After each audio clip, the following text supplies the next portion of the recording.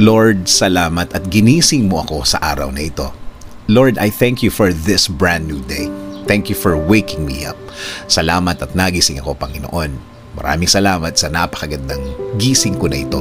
Tatanggapin ko po ito as another form of blessing.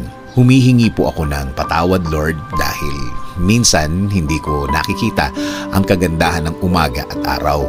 Hindi ko nakikita ang mga bagay na ibinibigay niyo sa akin. Mga bagay na dapat maganda ang effect sa akin.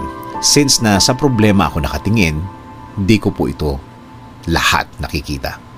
Kaya ngayon, Lord, mas magkukonsentrate ako sa mga biyaya niyo sa akin. Mas ibubukas ko ang aking mga mata, ang aking puso, ang aking isip.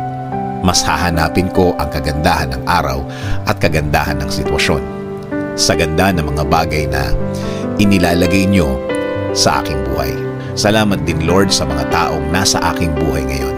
Sa mga kaibigan na hindi ako iniwan kahit nasa gitna ako ng maraming problema. At sa mga taong nagiging maganda ang impluwensya nila sa buhay ko.